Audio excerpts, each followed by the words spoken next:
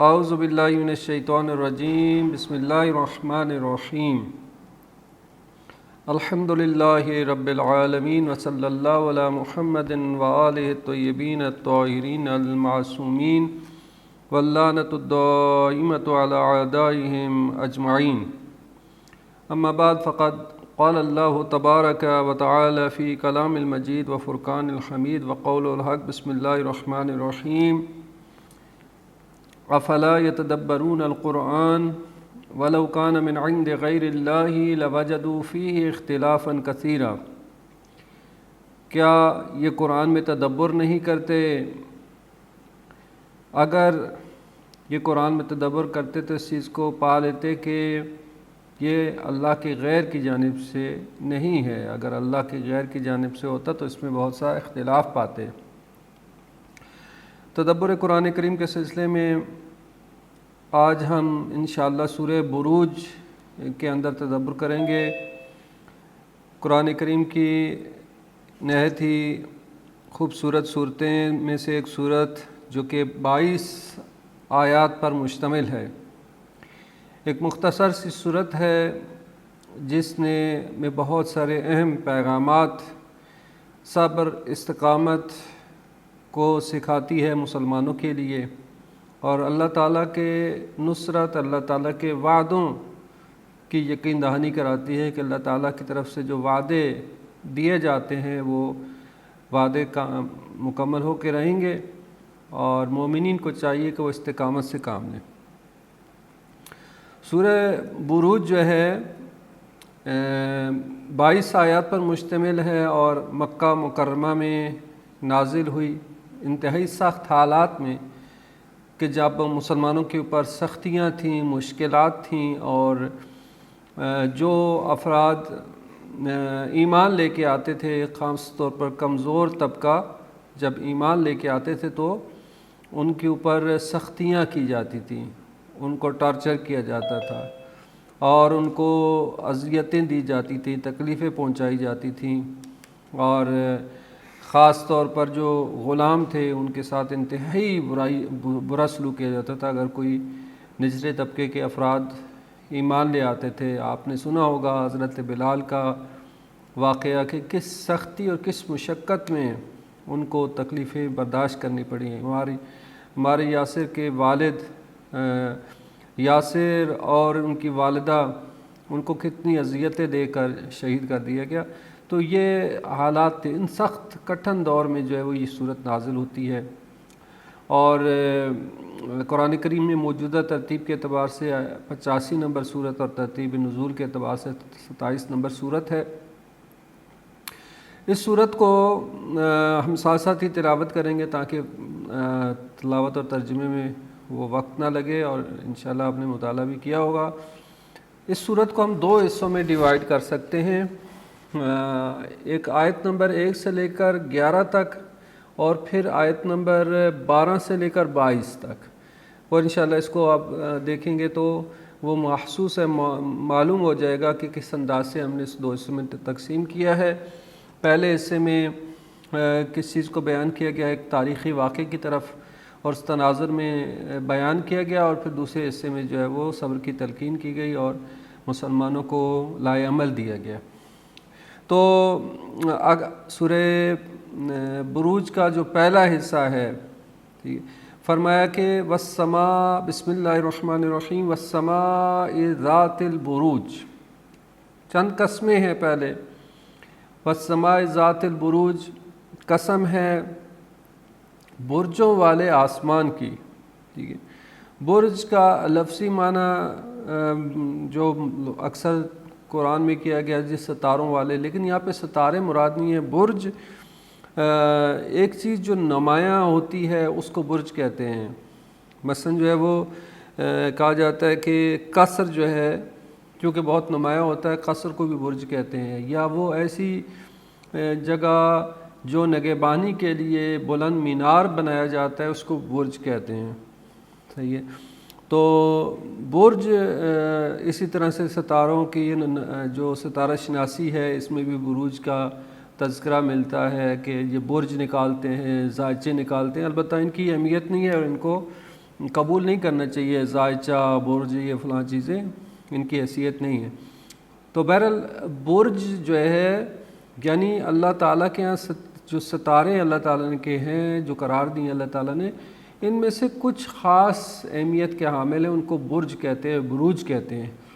اور بظاہر یہ لگتا ہے کہ یہ جو بروج ہیں وہاں پہ اس کائنات کا حفاظتی سسٹم ہے، سیکورٹی سسٹم اللہ تعالیٰ نے قرار دیا ہے، ایک خاص جو ہے وہ اس میں اللہ تعالیٰ کی طرف سے مقرر کردہ فرشتے ہیں جو اس نظام کائنات کے اوپر نظر رکھے ہوئے ہیں، شیاطین پہ نظر رکھے ہوئے ہیں، اور اس نظام کائنات میں خلل اندازی نہیں کرنے دیتے انہیں، اور ایک خاص جو ہے وہ پروٹیکشن سسٹم ہے ان بروج کی صورت میں اللہ تعالیٰ نے قرار دیا۔ تو فرمایا کہ آسمان میں اللہ تعالیٰ نے کچھ بروج قرار دیے ہیں، برجوں والے آسمان کی قسم، والیوم الموعود، اور یوم موعود کی قسم، یعنی یوم موعود سب کے لیے واضح ہے، یعنی قیامت کے دن کی قسم، قیامت کے دن کی قسم، اور شاہد اور مشہود کی قسم، شاہد گواہ، مشہود جس کو کی گواہی دی گئی ہو، ٹھیک ہے۔ سب سے بڑا شاہد کون ہے؟ خود خدا ہے، ٹھیک ہے۔ جیسا کہ امام کا فرمان ہے، مولا علی فرماتے ہیں کہ اتقوا المعاصی فی الخلوات، خلوتوں میں اللہ کی معصیت سے، نافرمانی سے پرہیز کرو، تقوی اختیار کرو، کیونکہ فإن الشاہد والحاکم، چونکہ جو شاہد ہے وہی حاکم ہے۔ شاہد سب سے بڑا شاہد تو خود خدا ہے، ٹھیک ہے۔ اس کے علاوہ بھی شہود ہیں، اور انسان کے اعضاء و جوارح، زمین، زمان، مکان، یہ سب شہود ہیں، ٹھیک ہے۔ انبیاء، ائمہ سب شہود ہیں، لیکن سب سے بڑا شاہد کون ہے؟ خود خدا ہے۔ شاہد اور مشہود جس کو دیکھا گیا ہو، جو عمل۔ اچھا، اب شاہد اور مشہود کے بارے میں مختلف اور روایات بھی ہیں، مثلا کہا گیا ہے کہ جمعے کا دن شاہد ہے، رسول خدا خود شاہد ہیں، معصوم شاہد ہیں، جمعے کا دن شاہد ہے، ٹھیک ہے۔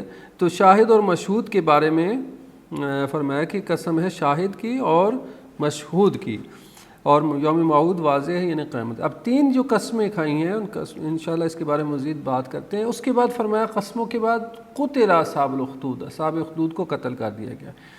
اچھا، اصحاب اخدود قتل ہو گئے، وہ اخدود کیا ہے؟ النار ذات الوقود، یعنی خدود یعنی خندق کی جمع، خندق مراد ہے، یعنی گڑھوں والے، اخدود گڑھوں والے قتل ہو گئے، گڑھوں والے جو ہے وہ مارے گئے، ہلاک ہو گئے۔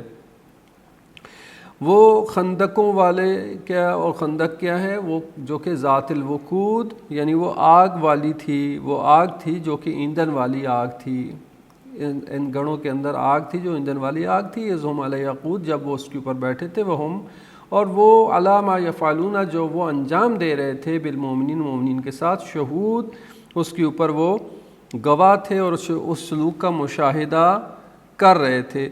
الاخدود یعنی خدد کے معنی میں، جس کے زمین میں مستطیل اور گہرا گڑھا جو کھودا جاتا ہے، جس کو خندق کہتے ہیں، اس کو اخدود کہا جاتا ہے۔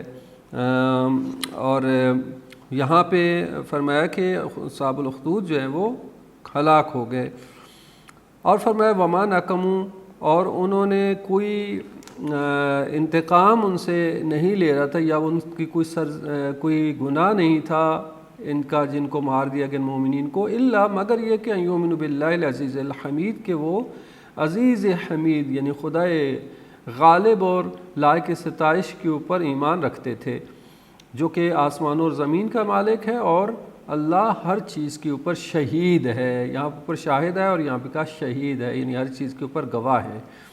اور اس کے بعد فرمایا ان الذین فتنوا المؤمنین والمؤمنات، اب ایک فارمولہ بنایا کہ بتا دیا کہ وہ لوگ جو مومنین اور مومنات کو فتنے میں مبتلا کرتے ہیں، یعنی آزمائش میں ڈالتے ہیں، پھر توبہ نہیں کرتے، ان کے لیے جہنم کا عذاب ہے، وہ عذاب الحریق، اور جلانے والا عذاب ہے۔ ان الذین آمنوا، بے شک وہ لوگ جو ایمان لائے اور انہوں نے نیک کام انجام دیے، ان کے لیے جنات ہیں، ایسے باغات ہیں جن کے نیچے نہریں جاری ہیں، یہی بہت بڑی کامیابی ہے، ٹھیک ہے۔ یہ ایک ہم نے اختصار کے ساتھ اس کا ترجمہ کیا۔ اب آپ نے اس کے لب و لہجے سے اور اس کے انداز سے پہلے حصے کو، سیاق کو مد نظر رکھا اس کی فضا کیا ہے، کس فضا میں نازل ہو رہی ہے. جیسے میں نے کہا کہ مکہ کے ماحول میں نازل ہو رہی ہے، تو یہ فضائے سخن جس کو ہم کہتے ہیں وہ فضا کیا ہے، انہی آیات سے ہمیں اس چیز کو جج کرنے میں موقع ملتا ہے. ہم نے جو پیٹرن بتایا تھا نا آپ کو، یعنی خود تدبر قرآن، صورتوں کے تدبر قرآن کے حوالے سے، تو اس میں یہی تھا کہ پہلے ہم آیات اور ترجمے کو مد نظر رکھیں، چند دفعہ قرآن پڑھیں، اس کو ترجمہ پڑھیں، لغات سے آشنا، اور اس کے بعد پھر ہم دیکھیں کہ اس کو کتنے حصوں میں ڈیوائیڈ کر سکتے ہیں. پھر ہر حصے کی جو فضا ہے اس فضا کو خود ہی ان آیات سے جج کریں گے کہ یہ جو قسمیں کھائی جا رہی ہیں، یہ جو واقعہ بیان کیا جا رہا ہے، یہ کس تناظر میں ہے اور کیا ماحول ہے کہ جس وقت یہ صورت نازل ہو رہی ہے.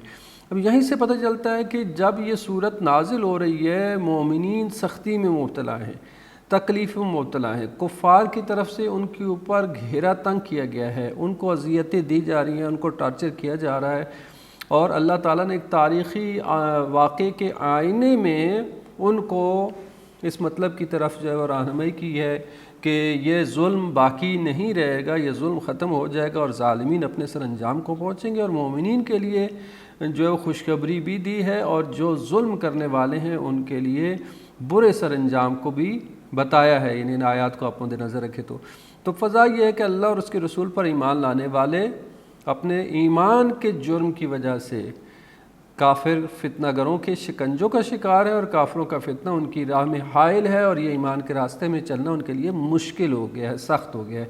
یہ ہم خود انہی آیات سے اس فضا کو لیتے ہیں، ہم کسی روایت سے یا کسی تاریخی پس منظر سے نہیں لے رہے، بلکہ خود ان آیات سے اس چیز کو، اس مفہوم کو درک کر رہے ہیں کہ یہ فضا ہے جب یہ صورت نازل ہو رہی ہے. اچھا، اب جب ہم نے فضا کو دیکھ لیا، فضائے سخن، یعنی یہ کس ماحول میں یہ صورت بات کر رہی ہے، اور جب نازل ہوئی تو کس ماحول میں بات کر رہی ہے، تو اب اگلا حصہ ہوتا ہے سائر ہدایتی، یعنی اس صورت نے کس طریقے سے ہدایت کی ہے، یعنی کس طریقے سے اس مشکل کو حل کیا ہے. یعنی فضا یعنی کہ وہ مشکل یا وہ پریشانی یا وہ مسئلہ کہ جس کی وجہ سے یہ صورت، جس کے تناظر میں یہ صورت نازل ہو رہی ہے. اور اب سیر ہدایتی یعنی یہ کہ وہ اس صورت نے اس مشکل کو کس انداز سے گریجولی حل کیا ہے، اور کس انداز سے اس مسئلے کو ٹیکل کیا ہے، اس کو کہتے ہیں سیر ہدایتی. کون سی ہدایت لے کے آ رہی ہے یہ صورت، کس انداز سے جو ہے وہ بات کر رہی ہے. تو اب ہم دیکھتے ہیں سب سے پہلے 3 قسمیں ہیں.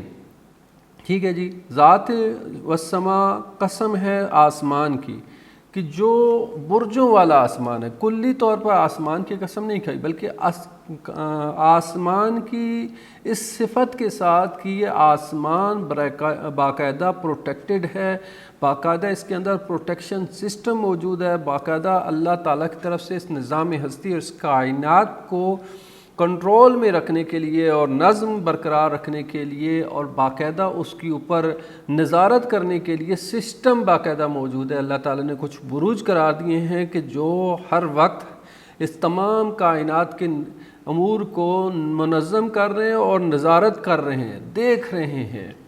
ٹھیک ہے، نظر میں رکھے ہوئے ہیں.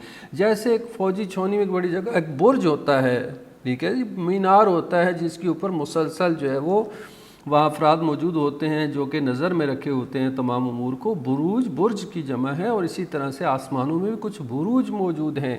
اچھا، اب یہ قسمیں جو میں نے جیسے بھی عرض کیا تھا کہ یہ قسمیں جو ہے بعد والے جو موضوع ہوتا ہے اس کے ساتھ جواب قسم کے ساتھ بہت گہرا ارتباط ہوتا ہے ان کا. یہ قسمیں ایسی ہی نہیں ہوتی ہیں کہ مثلا کہیں پہ والشمس والضحیٰ ایسی قسمیں کھا دی کسی جگہ. یہ قسم کا بعد والے معنی اس کے موضوع کے ساتھ بہت گہرا ربط ہوتا ہے. اب یہاں پہ 3 قسمیں ہیں. آسمان ہے، برجوں والے آسمان کی قسم، پھر یوم موعود کی قسم کہ جس دن سب فیصلے ہو جانے ہیں، جس کا وعدہ دیا گیا ہے، سر انجام جو ہے وہ ہونا ہے، جزا سزا ملنی ہے، نتیجہ نکلنا ہے. اور شاہد اور مشہود کی قسم کہ وہاں پہ شاہد کی بھی ضرورت ہے، اور مشہود کی قسم یعنی وہاں شاہد اور مشہود ابھی بھی موجود ہے. صحیح ہے. تو یہ 3 قسمیں، ان کا آپس میں گہرا ارتباط. فرمایا کہ قتل اصحاب الاخدود، پھر اس واقعے کی طرف اشارہ ہے، یعنی جو کچھ ابھی واقع ہو رہا ہے، جو ظلم ہو رہا ہے، جو بربریت ہو رہی ہے، ایسا نہیں کہ خدا تعالیٰ اس کا نوٹس نہیں لے رہا. اچھا آپ معمولی طور پر دیکھیں، معمولاً لوگ یہ سوال اٹھاتے ہیں نا کہ اللہ تعالیٰ قادر ہے ظالم کا ہاتھ روکنے پر، تو خدا تعالیٰ ظالم کے ہاتھ کو کیوں نہیں روکتا، کیوں نہیں ان کو کنٹرول کرتا؟ ٹھیک ہے، آپ دیکھیں فلسطین میں کتنا ظلم ہوا، بربریت ہوئی، ظلم کی انتہا ابھی بھی ہو رہا ہے، اور اتنا بے تحاشا ظلم کیا گیا، بچوں کو کہ پڑخچے اڑا دیے گئے، اتنا ظلم، اتنے زیادہ لاشوں کے ڈھیر لگ گئے، اتنا ظلم، اتنا بربریت. ٹھیک ہے، آپ سوال کرتے ہیں خدا ظالم کو کہ ہاتھ کو کیوں نہیں پکڑتا؟ ظالم کے جب خدا تعالیٰ دیکھ رہا ہے تو ظالم کو، یہ خدا قادر نہیں ہے، قادر ہے، جب قادر ہے تو پھر کیوں نہیں ہے؟ ٹھیک ہے، دیکھیں اللہ تعالیٰ نے اس دنیا کو دار الابتلاء قرار دیا ہے، دار ابتلاء، آزمائش قرار دیا ہے، دار الفتنہ قرار دیا ہے، فتنہ یعنی آزمائش. ٹھیک ہے، اور اس دار الفتنہ میں اللہ تعالیٰ قادر ہونے کے باوجود شاہد ہے، مشہود ہے، خدا تعالیٰ کا نظام و سسٹم موجود ہے، اور اللہ تعالیٰ نے انسان کو اختیار دیا. اس اختیار انسان جو ہے وہ کچھ امور کو انجام دیتے ہیں، اور پھر اس کا سر انجام ہونا ہے آخرت یوم موعود کو، کہ جہاں پہ وہی شاہد بھی ہوگا، مشہود بھی ہوگا، اور وہاں پہ جو اپنی آزمائش میں پورے اترے ہیں وہ مومنین، ان کو جو ہے وہ بہترین جزا ملے گی، اور جو دوسرے افراد ہیں جو کافر ہیں ان کو سر انجام ہلاکت کا سامنا کرنا پڑے گا. ٹھیک ہے، تو یہاں اس آیت میں، ان آیات میں جواب دیا کہ اصحاب الاخدود قتل ہو گئے. اچھا، اب اصحاب الاخدود بظاہر یہ لگتا ہے اصحاب الاخدود قتل ہو گئے یعنی وہ جنہیں خندقوں میں ڈالا گیا، نہیں، یہاں وہ خندقوں میں ڈالا گیا وہ نہیں مراد، بلکہ جنہوں نے خندقوں میں ڈالا. اصحاب الاخدود یعنی گڑھے کھودنے والے، خندقیں کھودنے والے قتل کر دیے گئے. اچھا، وہ قتل کر دیے گئے حالانکہ انہوں نے مومنین کو قتل کیا، جیسے بعد میں فرمایا کہ وہ علی ما یفعلون بالمؤمنین شہود، کہ جو مومنین کے ساتھ وہ کر رہے تھے اس پر وہ گواہ تھے. ٹھیک ہے، تو یہ قتل کر دیے گئے، مراد یہ کہ انہوں نے اپنی ہلاکت کے اوپر سائن کر دیے، انہوں نے اپنی ہلاکت کو حتمی کر دیا، ان گڑھے کھودنے والے، ان خندقیں کھودنے والوں نے. اچھا، یہ واقعہ ہے ذی النواس کا، تفاسیر میں آپ دیکھیے گا، تفاسیر میں ملتا ہے، تفسیر آپ کو جو ہے وہ کوثر میں بھی مل جائے گا، تفسیر نور میں بھی مل جائے گا، اور تفسیر نمونہ میں بھی، کہ یمن کا ایک یہودی بادشاہ تھا، حمیری خاندان کا تعلق تھا اس کا، اور اس کا نام ذو نواس تھا. اس نے نجران کا علاقہ جو ہے، جو بعد میں ایمان لے کے آئے، اور مسلمانوں نے اس علاقے میں ایک طرف ہجرت بھی کی تھی، اور نجران کے آئے جو ہے وہ عیسائی آئے تھے مباہلے کے لیے بھی. تو اس وقت نصارہ کا جو مرکز تھا عیسائیوں کا، تو ان کے اوپر اس نے حملہ کیا، یہودی بادشاہ نے حملہ کیا، اور وہاں کے باشندوں کو یہودیت قبول کرنے کی طرف دعوت دی، اور کہا کہ جو یہودی قبول نہیں کرے گا ان کے لیے بڑی بڑے خندقیں کھودی گئیں، اور کہا گیا کہ ان کو یہودیوں نے تاریخ کے آئینے میں کتنے کتنے مظالم ڈھائے ہیں. ٹھیک ہے، کتنے کتنے مظالم ڈھائے ہیں، عیسائیوں کے اوپر ڈھائے ہیں مظالم. کہا کہ جو یہودیت کو قبول نہیں کرے گا ان کے لیے بڑی بڑی خندقیں کھودی گئیں، اور اس کے اندر آگ جلائی گئی، آگ سے پر، اور پھر کہا گیا جو عیسائی مذہب کو نہیں چھوڑے گا اور یہودیت کی طرف نہیں آئے گا ان کو ان گڑھوں میں کھود ڈال دیا جائے. اور بتایا جاتا ہے کہ کم از کم 20,000 افراد کو ان گڑھوں کے اندر جلتے ہوئے آگ کے اندر ڈال کر جلا کر راکھ کر دیا گیا، 20,000 افراد کو. تو یہ واقعہ جو ہے وہ اس واقعے کی طرف اشارہ ہے کہ جس کو جو ہے وہ بیان کیا گیا ہے، اور یہ واقعہ تقریباً 523 ہجری جو ہے وہ اس میں پیش آیا، اور یہ جو ہے وہ یمن کے بادشاہ نے جب اس کے اوپر حملہ کیا تھا نجران کے اوپر. فرمایا کہ یہ جو اصحاب الاخدود یعنی یہ گڑھے کھودنے والے، یہ جن کو انہوں نے جلایا یہ نہیں ہلاک ہوئے، بلکہ جنہوں نے جلایا ہے، جو گڑھے کھودے جنہوں نے، وہ ہلاک ہوئے، انہوں نے اپنی ہلاکت کو حتمی کر دیا. اچھا، ہلاکت کا تعلق فقط ظاہری جسم کے مرنے سے تو نہیں ہے نا، ہلاکت کا تعلق یعنی ایک انسان جس نے اپنی شخصیت، اپنے آپ کو تباہ کر دیا، جیسے تبت یدا ابی لہب، یعنی ابو لہب تباہ ہو گیا، ابو لہب نے اپنی شخصیت، اپنے آپ کو تباہ کر دیا، ہلاک ہو گیا. ٹھیک ہے، یہاں پہ بھی ایسا ہی ہے کہ ان گڑھے کھودنے والوں نے، آگ جلانے والوں نے اپنے آپ کو ہلاک کر دیا، قتل کر دیے گئے، یہ مار دیے گئے، انہوں نے اپنی ہلاکت کے اوپر سائن کر دیے۔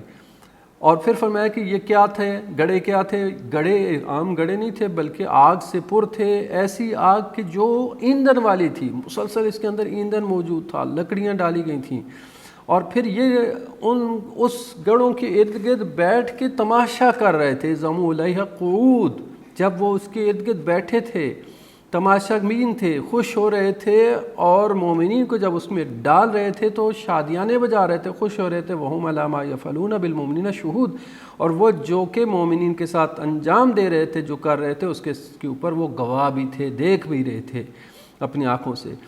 اچھا، اور ان مومنین کا کیا جرم تھا، کیوں ڈالا؟ کہتے مومنین کا کوئی جرم نہیں تھا، وَمَا نَقَمُوا مِنْهُمْ، وہ ان سے کوئی انتقام نہیں لے رہے تھے، یا ان سے کوئی ان کا جرم نہیں تھا، مگر یہ ایک جرم تھا ان کا، وہ کیا کہ وہ اللہ جو کہ عزیز حمید ہے اس کے اوپر ایمان لے کے آئے تھے، اس پر ایمان لانے کے جرم میں انہوں نے ان کو زندہ زندہ جلا دیا۔ وہ عزیز حمید، وہ غالب، وہ خدا غالب اور وہ حمید، یعنی یہاں پہ یہ چیز کو بیان کیا کہ خدا عاجز نہیں ہے، غالب ہے۔ خدا نے اگر ان ظالموں کو فری ہینڈ دیا ہے تو وہ خاص مقصد کے لیے کہ جاؤ کر لو، کیا کر لو گے، ٹھیک ہے، ظلم کر لو گے نا، لیکن کہاں تم جاؤ گے ظلم کر کے، کتنا ظلم کرو گے، سر انجام نتیجہ ہمارے ہاتھ میں ہے، کنٹرول ہمارے ہاتھ میں ہے۔ تمہاری ایک رسی کو تھوڑا ڈھیلا چھوڑا ہے، اللہ تعالیٰ فرماتا ہے کہ انما نملی لہم لیزدادوا اثما، ٹھیک ہے، ولا یحسبن الذین ظلموا، یہ گمان نہ کریں یہ لوگ جو ظالم ہیں کہ ہم جو انہیں مہلت دیتے ہیں، خیرا لانفسہم، ان کے لیے بہتر ہے، ہم تو انہیں مہلت اس لیے دیتے ہیں لیزدادوا اثما، تاکہ ان کے گناہوں میں اضافہ ہو اور خدا تعالیٰ پھر ان کو پکڑ لیتا ہے، ٹھیک ہے۔ ان ربک لبالمرصاد، تیرا رب گھات لگائے بیٹھا ہے، جہاں جیسے چاہے گا پکڑ لے گا۔ اور کتنے کتنے فرعونوں، نمرودوں، شداد کو کس انداز سے اللہ تعالیٰ نے پکڑا ہے، آج تاریخ میں فقط ان کا نام باقی ہے، تو آج وقت کے فرعونوں کو نہیں پکڑے گا، یقیناً پکڑے گا، ان کا سر انجام بھی قریب ہے۔ فرمایا کہ وہ عزیز، وہ غالب، وہ لائق تعریف، جو آسمانوں اور زمین کا مالک ہے، جس کے لیے فرما روائی ہے آسمانوں اور زمین کا، اور وہ ہر چیز کے اوپر شہید ہے، ہر چیز کے اوپر گواہ ہے، ہر چیز کو مشاہدہ کر رہا ہے، اور کوئی چیز خدا کی نظروں سے اوجھل نہیں ہے، خدا کسی چیز سے غافل نہیں ہے، یعنی یہ چیز بھی بیان فرما دی۔ اور اب اس کے بعد یہ فرمایا کہ یہ جو سر انجام ہے، سر انجام تو انشاءاللہ یوم موعود میں ہونا ہے۔ یوم موعود میں سر انجام کس طرح سے ہونا ہے، دو طرح کا ہے۔ ایک وہ جنہوں نے مومنین کو فتنے میں مبتلا کیا، فتنہ کسے کہتے ہیں، آزمائش کو کہتے ہیں، یعنی کسی کو اس طرح سے سختی میں مبتلا کر دینا کہ اس کے پاس یا چارہ دو راستے ہوں، ایک راستہ دو میں سے ایک راستہ ہو، یا یہ کہ وہ اپنے ایمان سے پھر جائے، یا اپنے ایمان پر ثابت قدم رہتے ہوئے ظلم برداشت کر لے، ٹھیک ہے، اس کو کہتے ہیں فتنہ۔ جیسے امام حسین علیہ السلام فرمایا تھا کہ الداعی ابن الداعی قد رکضنی بین اثنتین بین السلۃ والذلہ وہیہات من الذلہ، کہ داعی ابن داعی نابکار کے نابکار بیٹے نے مجھے دو راستوں میں سے کے درمیان جو ہے وہ لا کھڑا کیا ہے، کہ یا تو میں ذلت کو قبول کر لوں، یا یہ کہ میں تلوار کو قبول کروں اور شہید ہو جاؤں، یا یہ ذلت کو قبول کروں، اور ذلت ہم اہل بیت سے دور ہے۔ تو یہ فتنے میں مبتلا کیا مومنین کو، یعنی ان کو اس قدر اس درمیان میں لا کھڑا کیا کہ یا تو اپنے ایمان سے ہاتھ اٹھا لیں، یا یہ کہ ظلم اور اس جلنے کے لیے تیار ہو جائیں۔ اور مومنین نے اس جلنے کو قبول کیا، لیکن خدا تعالیٰ سے کہ ایمان سے ہاتھ نہیں اٹھایا۔ فرمایا مومنین و مومنات کو جو فتنے میں مبتلا کرتے ہیں، اور پھر یہ لوگ توبہ بھی انہوں نے نہیں کی اور اپنے اسی بات پہ، اپنے ظلم کے اوپر باقی رہے، اس دنیا سے چلے گئے، تو فہم عذاب و جہنم، ان کے لیے جہنم کا عذاب ہے، اور ہمیشہ اور جلنے والا عذاب ہے، جلانے والا عذاب ہے، عذاب الحریق سخت ترین عذاب ہے۔ اور لیکن جو مومنین جن کو جلایا گیا، جن کو فتنے میں مبتلا کیا گیا، ان کے لیے کیا ہے، ان کے لیے جنات ہیں، انہوں نے جو ایمان لے کے آئے، عمل صالح انجام دیا، ان کے لیے ایسے باغات ہیں جن کے نیچے نہریں جا رہی ہیں، اور یہی بڑی کامیابی ہے۔ ذالک الفوز الکبیر، یہ بہت بڑی کامیابی ہے۔ نہ سمجھو کہ دنیا میں اگر کوئی مقام، منصب، شہرت مل گئی تو وہ کامیابی ہے، نہیں، کامیابی وہ ہے جو آخرت کی کامیابی ہے۔ اور قرآن نے بیان فرمایا کہ جسے آخرت میں عذاب جہنم سے بچا لیا گیا، فقد فاز، وہ کامیاب ہو گیا۔ فمن زحزح، جسے بچا لیا گیا آگ سے اور جہنم سے، فقد فاز، وہ کامیاب ہو گیا۔ بڑی کامیابی، الفوز الکبیر، یہ بڑی کامیابی ہے۔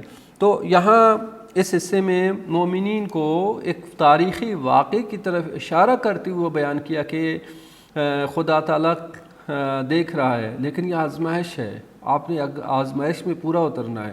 اگر آزمائش میں پورے اترے، اپنے ایمان پہ ثابت قدم رہے، تو اللہ تعالیٰ کی طرف سے نصرت بھی آئے گی، مدد آئے گی، اور آخرت میں بھی مومنین کے لیے بہترین مقام ہوگا۔ اور ان ظلم کرنے والوں کا سر انجام جہنم ہے اور جلنے والی آگ ہے۔ اب اس واقعے کے تناظر میں، اس مکہ میں کے ماحول میں جب یہ آیتیں نازل ہو رہی ہیں اور تاریخی واقعے کی طرف اشارہ کرتے ہوئے مومنین کو تسلی دے رہی ہیں، تو ایک بہت حوصلہ افزا مقام ہے کہ یہ ظلم باقی نہیں رہے گا، انشاءاللہ یہ ظلم مٹ جائے گا۔ آج دیکھیں غزہ میں، پارچنار میں، فلسطین میں، جہاں جہاں بھی مومنین کو محاصرہ کر کے اور اس انداز سے ان کے اوپر ظلم کیا جا رہا ہے اور مسلمانوں پہ ظلم کیا جا رہا ہے، ٹھیک ہے، اور یہ لوگ، یہ اسی فضا، یعنی یہ آیت کا جو حصہ ہوتا ہے، یہ کوئی صورت ہوتی ہے، اگر ایک خاص مورد میں نازل ہوتی ہے تو وہ اس کے ساتھ مخصوص نہیں ہو جاتا، بلکہ اس کے مصادیق اور اس کے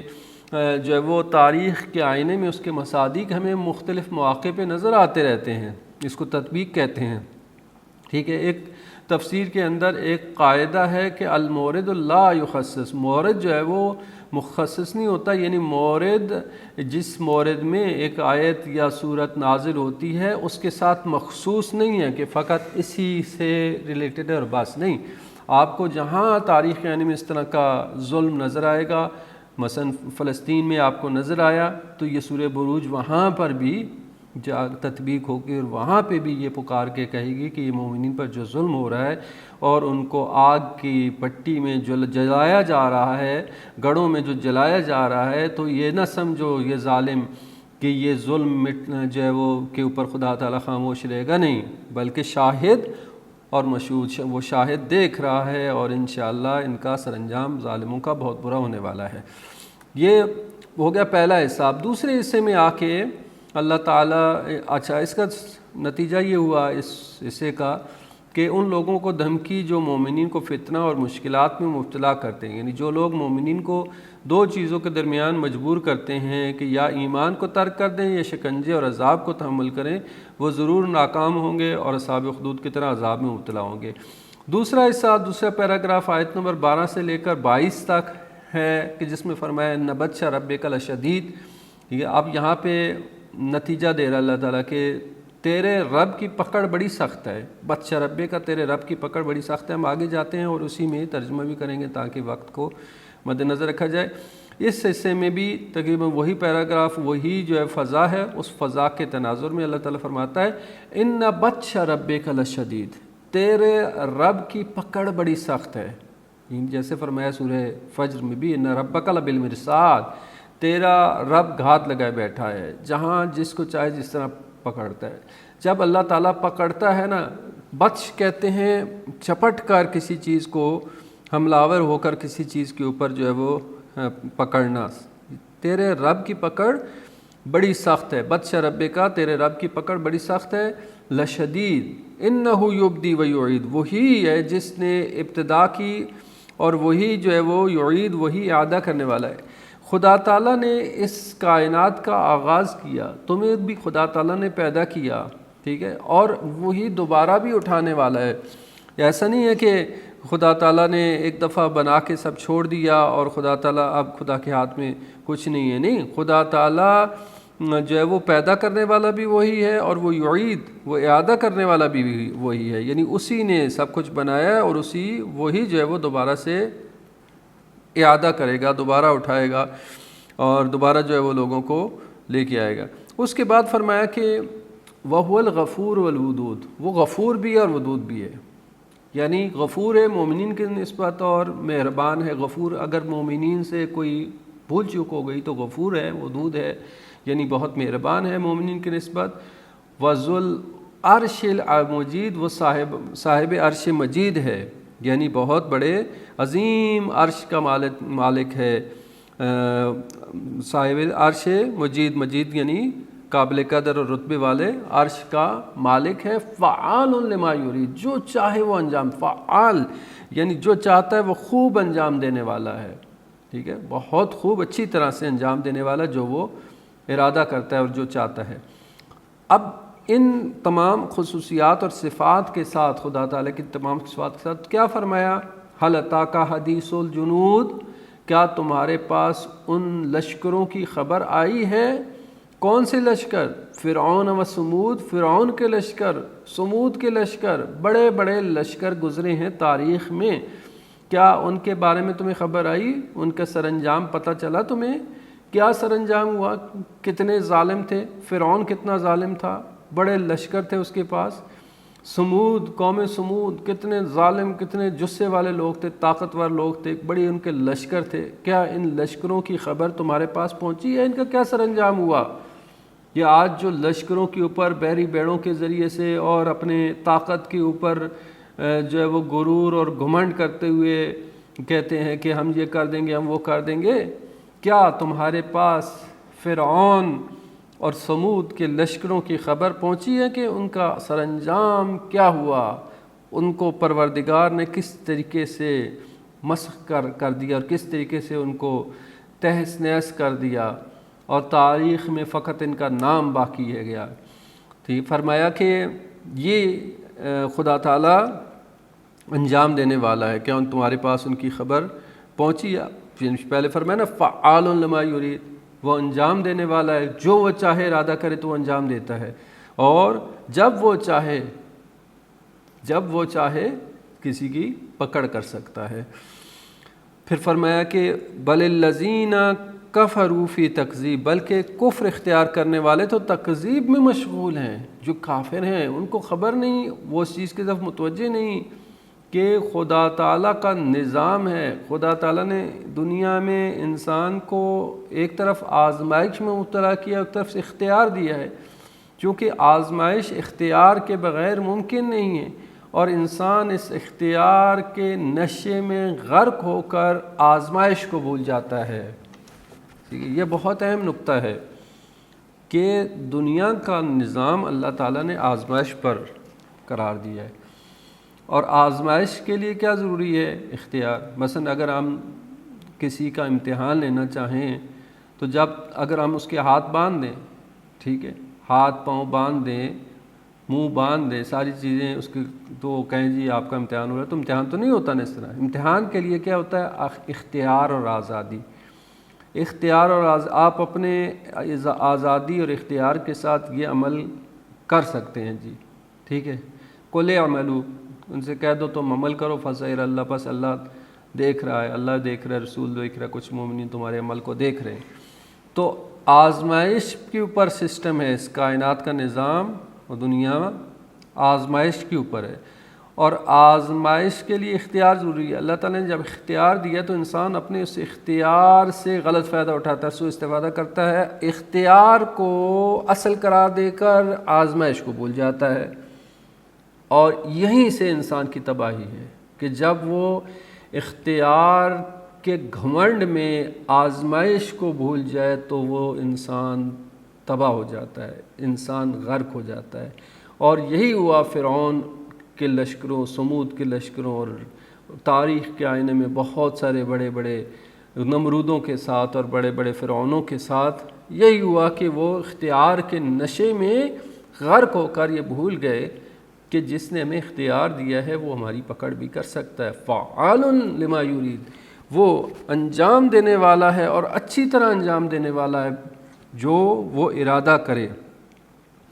اور فرمایا کہ یہ جو کافر ہیں نا، انکار کرنے والے، یہ تو تکذیب میں پڑے ہوئے ہیں، جھٹلانے میں پڑے ہوئے ہیں، یہ تو اس بات کو تسلیم ہی نہیں کرتے کہ یہ قرآن اللہ کی جانب سے ہے، یہ رسول اللہ کی جانب سے ہمیں خبریں دے رہا ہے، ٹھیک ہے۔ تکذیب میں پڑے. اور یہ اللہ تعالیٰ کافروں کو کہہ کے کہ کافر تکذیب میں پڑے ہوئے ہیں ہمیں بھی متوجہ کر رہا ہے کہ ہم کتنا ایمان رکھتے ہیں اللہ کی خبروں پر, اللہ کے کلام پر. ٹھیک ہے, کافر تو تکذیب میں پڑے ہیں, کافر تو جھٹلا رہے ہیں, ہم جھٹلاتے نہیں ہیں, لیکن کیا اپنی زبان سے تو نہیں جھٹلاتے کہ, لیکن ایسا نہ ہو کہ اپنے عمل سے جھٹلا رہے ہوں. ٹھیک ہے, کافر تکذیب میں پڑے ہیں یعنی وہ تو باقاعدہ عملی طور پر جھٹلا رہے ہیں اور اعلان کر رہے ہیں کہ ہم اس نہ قرآن کو قبول کرتے ہیں, نہ قرآن کی خبروں کو, نہ آخرت کو, نہ معاد کو, نہ خدا کے وعدوں کو قبول کرتے ہیں. لیکن کیا اسلام قبول کرنے والے جو بظاہر ایمان لانے والے ہیں, جو خدا کے وعدوں کا اقرار کرنے والے ہیں, کیا وہ بھی ایسا تو نہیں کہ عملی طور پر پریکٹیکلی خدا کے وعدوں کی تکذیب کر رہے ہوں؟ ٹھیک ہے, ہمیں بھی متوجہ کیا جا رہا ہے. واللہ من ورائہم محیط, اور اللہ ان کے پیچھے مکمل طور پر احاطہ کرنے والا ہے. محیط ہے یعنی احاطہ کرنے والا ہے, یعنی ایسا نہیں ہے کہ خدا تعالیٰ نے انسان کو جو ہے وہ اختیار دے دیا مکمل فلی طور پر تخلیق کرنے کے بعد, اور اس فری ہینڈ دے دیا اور آپ اللہ تعالیٰ کا اختیار سے باہر ہو گیا. نہیں, اللہ کی کنٹرول میں ہے. بالکل اسی طرح جیسے اللہ تعالیٰ نے رسی کو ڈھیل دی ہوئی ہے, جب چاہے جس وقت چاہے جو ہے وہ رسی, جیسے کسی جانور کو باندھا جاتا ہے اور باندھ کر کے اس کو رسی کو تھوڑا کھلا چھوڑ دیا جاتا ہے تو وہ سمجھتا ہے کہ میں آزاد ہو گیا. جو ہی آگے جاتا ہے جب رسی کی لمٹ ختم ہوتی ہے تو اس کو پتہ چلتا ہے نہیں اب جو ہے وہ آگے سے آگے نہیں بڑھ سکتا. اللہ اسی طرح سے محیط ہے, مکمل احاطہ کیے ہوئے انسان کو. ایک خاص لمٹ ہے جس کے اندر اس کو اختیار دیا گیا کہ اس گراؤنڈ کے اندر تم کھیل سکتے ہو, بسم اللہ کھیلو, ہم دیکھتے ہیں تم کیا کرتے ہو, اور پھر اس سے آگے تم نہیں نکل سکتے. وہ مکمل احاطہ کیے ہوئے ہے. اگر انسان اسی چیز کو درک کر لے کہ مجھے اللہ تعالیٰ نے یہ قدرت اور اختیار جو دیا ہے ایک محدود پیمانے پہ دیا ہے کہ تاکہ دیکھے کہ میں کیا عمل کرتا ہوں, کیسا کرتا ہوں عمل, یہ آزمائش کے لیے دیا ہے. محیط احاطہ کیے ہوئے اللہ تعالیٰ. اور یہ قرآن, بلکہ یہ قرآن بل ہوا قرآن مجید, بلکہ یہ قرآن ہے جو کہ مجید ہے یعنی بہت باعظمت ہے, لوح محفوظ میں ہے. تمہاری اس تکذیب کرنے سے قرآن کے اوپر کوئی فرق نہیں آئے گا, قرآن کی صداقت میں, قرآن کی حقانیت میں کوئی فرق نہیں آئے گا. یہ لوح محفوظ میں ہے, اور قرآن جو ہے وہ کی جو باتیں ہیں وہ حقائق پر مبنی ہیں اور سچی اور حقیقت پر مبنی ہیں. اس کی جھٹلانے سے کسی چیز کو تم جھٹلا نہیں سکتے اور چینج نہیں کر سکتے. پھر پس جو ہے وہ اس حصے میں اللہ اور رسول پر ایمان رکھنے والے اپنے ایمان کے جرم کی وجہ سے فتنہ باز کافروں کے شکنجے اور عذاب میں مبتلا ہیں, اور کافروں کا فتنہ انہیں گھیرے ہوئے ہے اور ایمان کے راستے میں رکاوٹیں موجود ہیں.